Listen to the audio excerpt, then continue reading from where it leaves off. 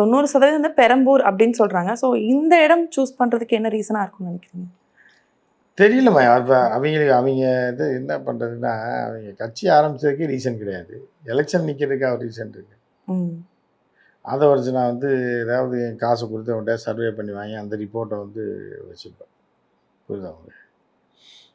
அதை வச்சு நான் எப்படி கேரக்டர் அப்படின்னா, ஒரு பயங்கர ஃபேமஸான ஒரு மலையாள படம் ஒரு 20-25 வருஷத்துக்கு முன்னாடி ஜெகதீஷ் ஸ்ரீகுமார், ஜெகதீஷ் எல்லாமே நடித்தது ஒரு பயங்கரமான காமெடி படம். அதில் என்ன பண்ணுவாங்கன்னா, ஊரை விட்டு அடிச்சவங்களை துரத்தி விட்டு ஒரு 10 வருஷம் எங்கேயோ சுற்றிட்டு வருவாங்க. வந்தால் என்னன்னா சித்த வைத்தியராக வருவாங்க, சாமியார் வேஷம் போட்டு. ஓகே, புரியுதா உங்களுக்கு? அதாவது அது பயங்கரமான காமெடி படம் அது. அதில் வந்து என்னென்னா, அத்தை மகளை லவ் பண்ணுவாங்க. அவங்க இப்போ வேலை வெட்டி இல்லாமல் இருக்கான்னு துரத்தி விட்டுருவாங்க. துரத்தி விட்டோடனே போயிட்டு என்ன பண்ணுவாங்கன்னா, ஒரு 2-3 வருஷம் கழிச்சு சன்னியாசி மாதிரி வருவாங்க. நாங்கள் சன்னியாசி ஆகிட்டோம், இனி கல்யாணம்லாம் பண்ண போடல எங்கள் வாழ்க்கை அப்படின்ட்டு ஒரு மருத்துவர் ஆகிட்டோம் நாங்கள் அப்படின்னு சொல்லி ஊருக்குள்ளே ஒரு ஆஸ்பத்திரி மாதிரி ஒன்று ஓப்பன் பண்ணிடுவாங்க. புரியுதா? ஓகே. இப்போ பண்ணிட்டு என்ன பண்ணுவாங்கன்னா, இப்போ வயிற்று வலி நேராக வராங்கன்னு வைங்களேன், இப்போ வயிற்று வலி இப்படிலாம் வலிக்குதுன்னு டீட்டெயிலாக கேட்பான். யாரு? அந்த வைத்தியம் கையெல்லாம் பிடிச்சி பார்ப்பான். அவனுக்கு ஒன்றும் தெரியாது. சன்னியாசி வேஷம் போட்டு உட்காந்துருப்பான். வருவாங்க வயிற்று வலின்னு நாடி பிடிச்சி பார்ப்பான். பார்த்துட்டு டக்குன்னு என்ன பண்ணுவான், அங்கேருந்து மெடிக்கல் ஷாப்புக்கு ஃபோன் அடிப்பான். சேட்டா வயிறு வலி புரட்டி பட்டு இவன் என்ன சொன்னானோ அதை பூரா அவன்கிட்ட சொல்லுவான். நான் ஆளை அனுப்புகிறேன், மாத்திரை இருந்தால் கொடுத்து விடு. இவன் பின்னாடி வெளியே போய் மாத்திரை வாங்கிட்டு வந்தவொடனே என்ன பண்ணுவான், கொத்தமல்லி இலை இருக்குல்ல, அதில் போட்டு அரைப்பாங்க. அரைச்சி அந்த பெரால்கான் மாத்திரையும் போட்டு அரைச்சி ஒரு உருண்டை, ஏன்னா மூலிகை வைத்தியம், அந்த உருண்டையை கொடுத்து தண்ணியை கொடுத்தோன்னு சரியாயிடும். புரியுதா? இந்த உருண்டையை வந்து 3 வேளைக்கு சாப்பிடு, நாளைக்கு வான்னு அனுப்பிடுவேன். இப்படி வர்றவனுக்கு பூரா கேட்டு மெடிக்கல் ஷாப்புக்கு ஃபோன் பண்ணி பின்னாடி வெளியே ஆளை அனுப்பிட்டு மாத்திரை அரைச்சி கொத்தமல்லி கீரையில் எதையா வச்சு அரைச்சி கீரை உருண்டை மாதிரி கொடுத்துருது. சாப்பிட்றவனு சில பேர் நல்லா இருக்குன்றான், வயிற்று வலி சரியாயிடுச்சு அப்படின்னு. ஸோ இப்படி அது பயங்கர இதான படம். ஸோ அந்த மாதிரி ஒரு கேரக்டர் யார்?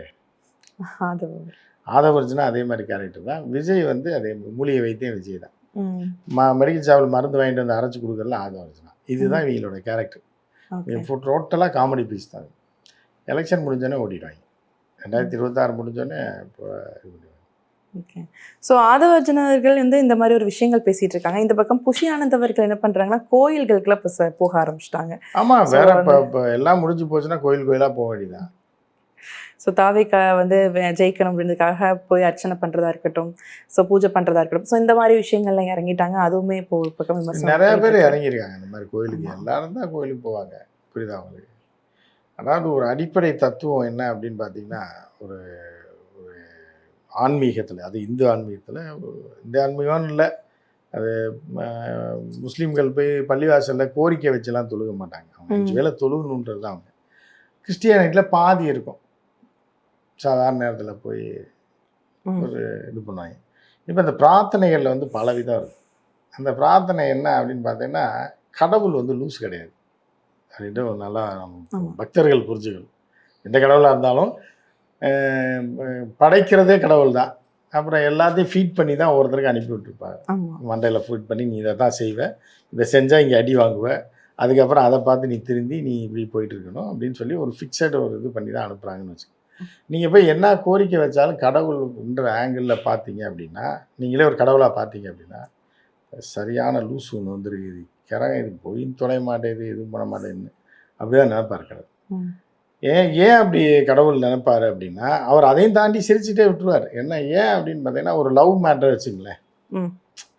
ஒரு பொண்ணு போய் வேண்டுது, இவரை தான் கல்யாணம் பண்ணும், இல்லை ஒரு பையன் இப்போ கோயிலுக்கெல்லாம் அடிக்கடி போக மாட்டாங்க அந்த காலத்தில். இப்போ யாரும் கோயிலுக்கே போகிறதில்ல, அது வேறு விஷயம். போகிற வழியில் ஒரு மாதிரி அப்போ வேண்டும்போது அதே பொண்ணு வந்து பார்த்திங்கன்னா 3 வருஷம் கழித்து டைவர்ஸுக்கு போய் நிற்கும்.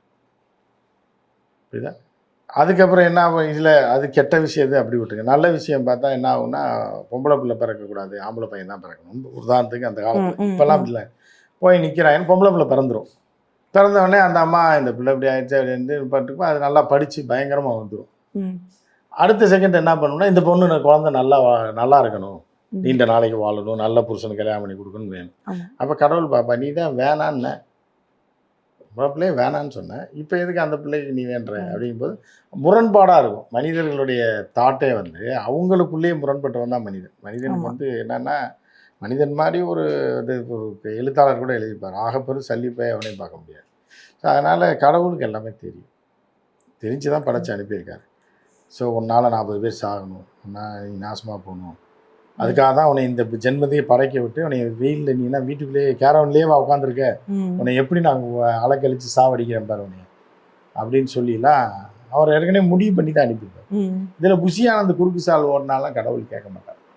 நாங்கள் ஜெயிக்கணும், ஆட்சிக்கு வரணும்னா, டே உங்களை ஆட்சிக்கு வர வச்சோம்னா இந்த ஊரையை நாசப்படுத்துகிற அன்னைக்கு நான் உங்களை செலக்ட் பண்ணுறேன், அது வரைக்கும் வீட்டில் இருங்கன்னு சொல்லி அவர் சொல்லியிருப்பார். ஆனால் புஷியானந்துக்கு அதெல்லாம் சொல்ல மாட்டார்ல கடவுள், சும்மா போய் வேண்டுதல், தலைவன் ஜெயிக்கணும். ஸோ ஒரு பக்கம் இந்த மாதிரி விமர்சனங்கள் இருக்கும்போது இப்போ புதுசாக ஒரு விமர்சனம் நான் பார்த்தது ஒன்று என்னன்னா, விஜய் அவர்கள் வந்து இப்போ செலவெல்லாம் பண்ணுறாங்க இல்லையா இப்போ தாவேக்காவுக்கு. ஸோ அதுக்கு வந்து நிறைய விஷயம் செலவு பண்ண மாட்டாரு, பச்சை தண்ணியோட சொத்து பாதி வித்திருக்காங்க, அவங்களோட மண்டபம் கூட வித்து தான் நிறைய விஷயங்கள் செலவு பண்றாங்க மக்களுக்காக. யார் சொன்னான்னு தெரியல. ஓகே, விஜய் வந்து எச்சக்கையில காக்கா ஓட்ட மாட்டான்னு அந்த காலத்துல பழமொழி ஒண்ணு, எச்சக்கையில காக்கா ஓட்டா 2 பருக்க கீழே விழுந்துட்டு காக்கா தின்ட்டு போயிரும்ல, அந்த அளவுக்கு கஞ்சனா இருப்பாங்க. புரியுதா அவங்க? வடிகட்டின கஞ்சன் விஜய். எப்படிப்பட்ட வடிகட்டின கஞ்சன் அப்படின்னு பார்த்தீங்கன்னா, இதுவும் ஒரு ஏன்னா விஜய் நீங்கள் சினிமான்றதுனால சினிமா உதாரணத்தையே நான் சொல்கிறேன். சுருளிராஜன் ஒரு ஆக்டர் கேள்விப்பட்டிருப்பீங்க, ஆனால் பார்த்துருக்க மாட்டீங்க. பயங்கரமான சூரமுக காமெடிலாம் பண்ணுவாங்க, நல்ல காமெடி. ஒரு பீரியட் பீக்கில் வந்து இறந்துட்டாங்க. அவர் பார்த்தீங்கன்னா கஞ்ச மகா பிச்சைக்காரன், ரொம்ப கஞ்சனா இப்படியெல்லாம் ஒருத்தர் இருப்பானான்ற அளவுக்கு இருப்பான். அப்போ அந்த விட இவரை பற்றி கேள்விப்பட்டு இந்த கஞ்சனுக்கெல்லாம் கஞ்சன் ஒரு தலைவன் ஒருத்தர் இருப்பான், சங்கமே வச்சுருப்பாங்க. அவன் வந்து இவனை பார்க்க வருவான் சுருளிராஜன். எதுக்கு அப்படின்னா, என்னையை விட மோசமாக ஒரு ஆள் இந்த ஊரில் இருக்கானா அவனை பார்க்கலாம். அது எப்படி அவன் பெரிய என்ன தான் பண்ணுறான்ட்டு வந்த உடனே வணக்கங்க வந்தோடனே டக்குன்னு வந்து உட்கார்ந்த உடனே பேச ஆரம்பிக்கணுங்க. நம்ம பேச ஆரம்பிக்கலான்னொடனே லைட் ஆஃப் பண்ணி, யார் வந்த தலைவர், கஞ்சத்துக்கு தலைவர் இருக்காங்க, அவன் சொல்லுவான் இவன்ட்ட வெயிட்டை காட்டுறதுக்கு, நான் தானே பயங்கரமான ஆளுன்னு காட்டுறதுக்கு, சரி நம்ம பேச தானே போகிறோம், லைட்டை வேணா ஆஃப் பண்ணிட்டீங்களே அப்படின்னு. ஓ அப்படி வரீங்களா நீங்கள், சரின்னு சொல்லிட்டு ஆஃப் பண்ணிவிட்டு பேசிகிட்டே இருப்பேன் 5 நிமிஷம் கழிச்சு. நான் பேசி முடிச்சதுக்கப்புறம் சரி அவன் முடிச்சிடலாமா, முடிச்சிடலாம், சரி முடிச்சிடலாமான்னு உடனே என்ன பண்ணேன்னா, ஒரு நிமிஷம் எனக்கு டக்குன்னு லைட்டை போட்டுறாங்க. அதனால் அப்புறம் லைட்டை சரி இப்போ போடுங்க. என்னான்னு பார்த்தா வேட்டி சட்டையை கழட்டி வச்சுருப்பாங்க. நம்ம பேச தான் போகிறோம் இருட்டுக்குள்ளே, எதுக்கு வேட்டி சட்டை அழுக்காகணும், வச்சுட்டு பேசிட்டு இருப்பாங்க. டக்குன்னு லைட்டை போட்டுறாதீங்க, வேட்டி சட்டையை கழட்டி வச்சிருக்கேன் அப்படின்ற மாதிரி. இந்த கேரக்டர் தான் விஜய். இந்த கஞ்சன்லேயும் அந்த மாதிரி ஒரு கஞ்சனை நீங்கள் பார்க்கவே முடியாது. வீட்டு வாசலில் தேடி வரவனுக்கு ஒரு கேன் தண்ணி வைக்காத ஒரு கஞ்சன், ஒரு இத்து போன கஞ்சன். இவர் வந்து கல்யாண மண்டபத்தை விற்கிறாரா, அந்த காசு செலவு பண்ணுறாங்க. நம்ம நம்புற மாதிரி இல்லை. அது மாதிரி செலவு பண்ணுறதுனால தான் இப்போ திடீர்னு சொத்து போயிடக்கூடாதுன்னு சங்கீதா அவர்கள் இப்போ டிவோர்ஸ் கேஸ் கொடுத்துருக்காங்க அப்படின்ற ஒரு விமர்சனம் வருது. இல்லை அதெல்லாம் சும்மா இவங்க கிளப்பி வருதுமா. விஜய் வந்து 5 பைசா செலவு பண்ணுறது இல்லாமல் எல்லாமே ஆதவர்ஜனாக செலவு பண்ணுறாங்க. பதவியை பிடிச்சாகணும், மினிஸ்டர் ஆகணும், அதாகணும் இதாகணும்னா அந்த அரலூசி செலவு பண்ணுறதுனால தான் அதை கூட வச்சுருக்காப்புல. அதனால் விஜய் காசை 5 பைசா வெளியே எடுக்க மாட்டாங்க, வசூலை போடுவாங்க. அங்கங்கே வசூலை போட்டு கேண்டிடேட்டை காசு கேட்பாங்க, ஓட்டுக்கு காசு கொடுக்க மாட்டாங்க. அதில் வந்து லூசுகள் நிற்பான், அதை வச்சு பலன் அடையணும்னு நினைப்பதான் நிற்பாங்க.